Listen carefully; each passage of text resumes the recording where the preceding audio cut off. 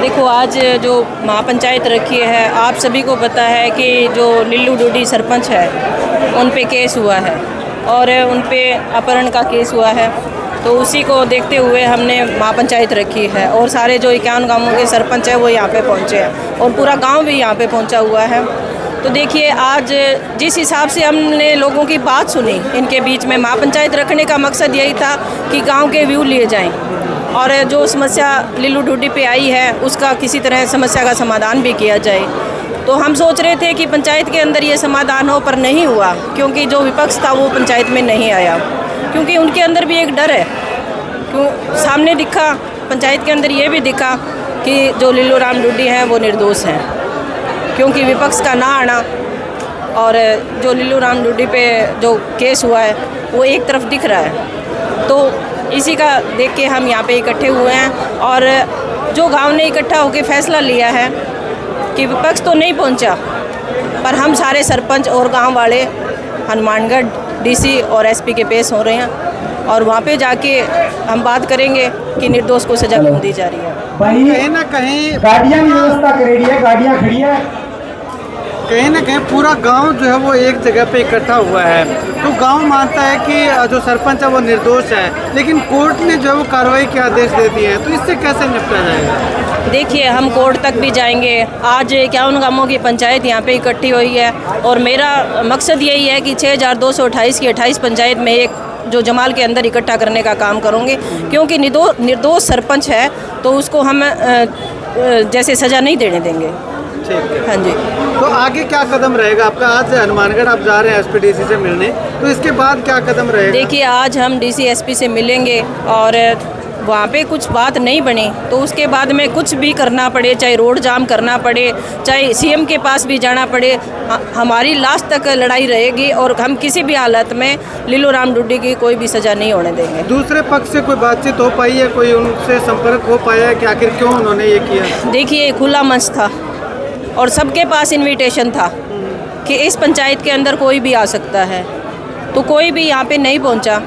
सारण परिवार से कुछ बोले थे तो उन्होंने कहा कि उनका कोई कसूर नहीं है। उन्होंने बात भी रखी, उनका आपस में भाईचारा भी रहता था। जैसे तिलका परिवार है या सारण परिवार है, इनका भाईचारे से पहले लेन देन होता रहा है, तो लेन देन तो किसी के साथ हो सकता है। और सरपंच एक ऐसी कड़ी बन जाती है गांव की कि उसको कहीं भी पंचायत होती है तो उसको जाना पड़ता है। आज सरपंच के ऊपर अपहरण का केस हुआ है, बहुत बड़ी शर्मिंदगी की बात है हमारे लिए तो, पर जहाँ भी हमें जाना पड़ा हम जाएंगे और हमारे जो सरपंच साथी है उसको न्याय दिलाएंगे। नंदलाल बेनीवाल पर आरोप लगा था, उनको भी पंचायत में बुलाया गया था, क्या कुछ हुआ ही नहीं आई क्या? देखिए, मैं उनको देखते हुए ये सोच रही हूँ कि बड़ी अच्छी राजनीति कर रहे हैं, जिस हिसाब से दोनों पक्षों को बिठाने की बात कर रहे हैं, और फिर भी कोई बात हुई तो हम जाने को तैयार हैं, उनके पास जाएंगे और जो फैसला होगा वो पंचायत के बीच में ला के रखेंगे। आपने भी खुले मंच से नंदलाल बेनीवाल को आने का आह्वान किया है कि आप भी पंचायत रखिएगा। नहीं, देखिए, छोटा बड़ा कोई नहीं होता। आज हमने खुले मंच से उनको निमंत्रण दिया है, अगर फिर भी उनके पास से फ़ोन आता है तो पूरी 51 गांवों की पंचायत उनके गांव में घर में भी जाने को तैयार है। पर हम यही सोचते हैं कि ये पंचायत जो फैसला है ये पंचायत के बीच में हो जाए तो अच्छी बात है। मामला के रहेगी जो गाँव में बैठे वोट देते थे, आज मुंशी सरपंच जी हुए तो इसो काम गाँव में क्यों हुआ है? अच्छा है लड़ाई तो सारनांगी कील कांगी पीछा दिया रामेश्वर जी बापड़े पीछा दिया तो मान को भी तू मुट्ठी बीच के दे दे, वो मुट्ठी बीच के ले लेगो तो बात मुकी पड़ी। ये वकील का मुरावा आ रे वो फैसला ठीक कर दिया, मैंने क्यों बड़ा जाना पड़ा उड़मान कटे और फैसला होगा तो काम नहीं होगा है। और सरपंच गए तो गेला चुटाला देवी लाल तो कैद में होनी सारा रिवानो कैद में हो, और सरपंच ने कैद नहीं होने दिया है। और मुर्गे या जाट है बिन वाला साहब गुड्डी साहब गणाई है आने सरपंची को नहीं आवा कदी वोट मांगना आवेगा नहीं पहली धड़केगा वोट कुकर मांगा। और जाति बहुत है जमाल में, मेघवाड़ा इंदौर है, मुसलमान है, आंगी सरपंच आई आवेगी और चुगली चाहिए तो करणियाँ तो छुड़ जानी होती है का चुगल खोर बोला है तो वही गुही में क्या पड़ जाएगा दड़े पूरा आवे बांगो खोटे तो किलकान कह दिया रे सरना खोटे रामेश्वर जी को तो रामेश्वर जी ने कह दिया रे मेरो खोटो तो मैंने कह दिया रे। ठीक आ बात है। ठीक है ठीक है। और तुम्हारा गली का सारा में का एक सरपंच ने कह दिया वोट पड़ेगा कद सरपंच जी बूझ ले नंदन ने जे कोई घर आयो के मैंने को मैं नंदों के खिलाफ हाँ सरपंच कदी को नहीं आया मुंशी जी आज मुंशी साहब जी उनका है तो ऐसा काम क्यों है क्या काम का मुंशी जमा लगा गाँव जमा लगा बिहानी पंचायत बदलाइड है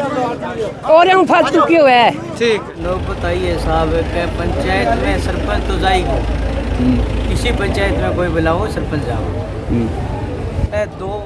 वो एक तो सहारण है एक बात दूसरी को है मलकी रखी है वंगो विवाद हो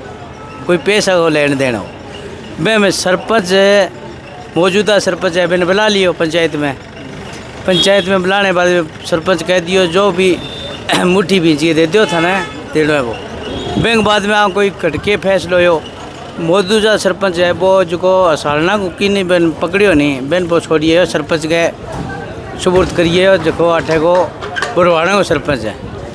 बैंक ने छोड़िए हो बैंक कोई और सरपंच है लीलू राम जी तो कोई दोषी को नहीं निर्दोष अठे होगी आम मान लो कि एक आज दूसरों कोई परिवार आगे बढ़ना चाहे बहन दूसरों सरपंच है वो बढ़ने कौन दे सारी जगह ही आ रही है तो एक राजनीतिक दबाव में है और कोई मतलब की बात नहीं लीलू राम सरपंच है निर्दोष है निर्दोष बताओ भाई कौन बताओ